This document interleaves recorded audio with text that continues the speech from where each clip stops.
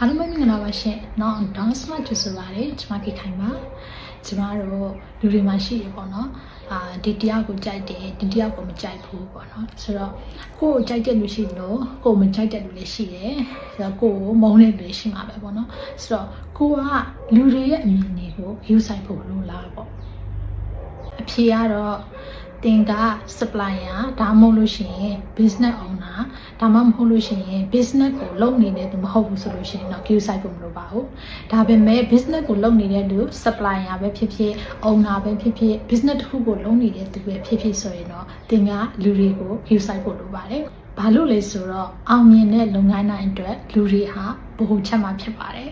ဒါကြောင့်မို့လို့လူတွေရဲ့အမြင်တွေကိုတင်က view site ဖို့လိုပါတယ်ဒီ view လေးတွေမှာတော့စီးပွားရေးအတွက်လိုအပ်တဲ့လူတွေပေါ့နော် 3C လို့ခေါ်နိုင်ပြီပေါ့နော်တစ်ခုကတော့ customers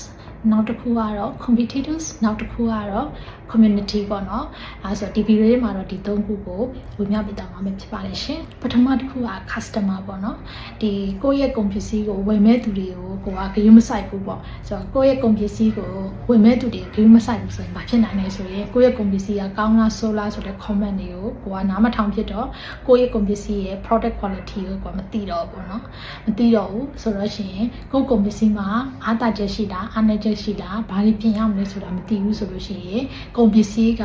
ရေရှည်မှာဆိုရင်ဝယ်သုံးတဲ့သူကနေသွားမယ်ပြီးတဲ့ခါကျရင်ကိုယ့်ရဲ့ brand reputation နဲ့မကောင်းတော့ဘူးပေါ့နော်ဆိုတော့ဒီလိုမျိုးအချက်တွေကိုကျွန်တော်တို့ကမဖြစ်အောင်ဆိုလို့ရှိရင်ကိုယ့်ရဲ့ကုန်ပစ္စည်းကိုဝယ်သုံးမဲ့ customer တွေကိုယူဆရမှာဖြစ်ပါတယ်ဒုတိယချက်ကတော့ competitors ဖြစ်တယ်ပေါ့နော်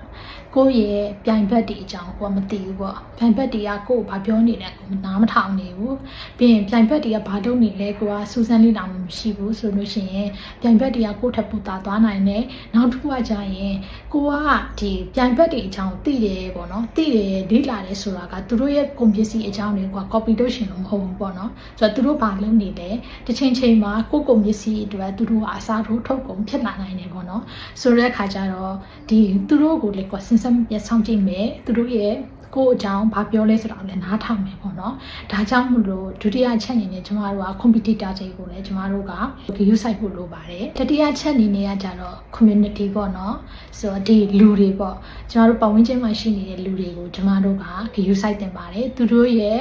ဒီကိုယ့်ရဲ့ကုန်ပစ္စည်းပေါ်မှာပြောတဲ့အတန်တွေဒါမှမဟုတ်လို့ရှိရင်ကိုယ့်ရဲ့အကြောင်းတွေကိုသူတို့ဘာပြောနေလဲဆိုတာကိုကိုကနားထောင်ဖို့လိုပါတယ်ဘာလို့လဲဆိုလို့ရှိရင်ကိုကပစ္စည်းတစ်ခုကိုထုတ်လုပ်တော့မယ်ဒါမှမဟုတ်ရှင်ကိုယ့်အကြောင်းပြောညာတဲ့ခါကြလို့ရှိရင်လူတွေကသူတို့အတွက်ထိခိုက်မလားပေါ့ထားမှာတော့ကုန်ပစ္စည်းစက်ယုံထောင်တာပဲဖြစ်ဖြစ်ထားမို့ရင်အဲ့ထုတ်ကုန်အသုံးပြီးတဲ့လူတွေကပဲဖြစ်ဖြစ်ဆက်ရောက်ဖြစ်သွားနိုင်တယ်လို့အဲ့လိုမျိုးတွေကိုကျွန်တော်တို့ကကြိုတင်ကောက်ွယ်မထားဘူးဒီ community ကနေတစ်ခုခုထွက်လာနိုင်တဲ့အတန်တွေကိုကျွန်တော်တို့ကနားထောင်မထားဘူးဆိုလို့ရှိရင်ကျွန်တော်တို့ကုန်ပစ္စည်းထုတ်လုပ်ပြီးမှဆိုလို့ရှိရင်ကျွန်တော်တို့ဒါတွေကဖြစ်လာနိုင်တဲ့ဒီပေါ့နော်ရေရှည်အကျိုးဆက်တွေကမကောင်းဘူးဆိုလို့ရှိရင် company အတွက်ဒါမှမဟုတ်ရင်ကိုယ့်ရဲ့ brand အတွက်နင့်ထားမှုတွေများနိုင်တယ်နော်အဲဒါကြောင့်မလို့ဒီနံပါတ်3အနေနဲ့ကကြတော့ community ရဲ့စကားတွေကိုနားထောင်ဖို့လိုတယ်သူတို့ကိုကျမတို့က view site ဖို့လိုပါတယ်အနည်းချုပ်အနေနဲ့ဆိုလို့ရှိရင်ကျမတို့ဒီ 3C ပေါ့နော် customers competitors community ကိုကျမတို့က view site ခြင်းအဖြစ်ကျမတို့ရဲ့ product quality ကိုလည်းကျမတို့က view site မိမိသားဖြစ်မယ်နောက်တစ်ခုက long term reputation ကိုလည်း view site မိမိသားဖြစ်မယ်နောက်ဆုံးချက်အနေနဲ့ sustainable business success ကိုလည်းကျမတို့က view site မိမိသားဖြစ်မယ်ပေါ့နော်ဆိုတော့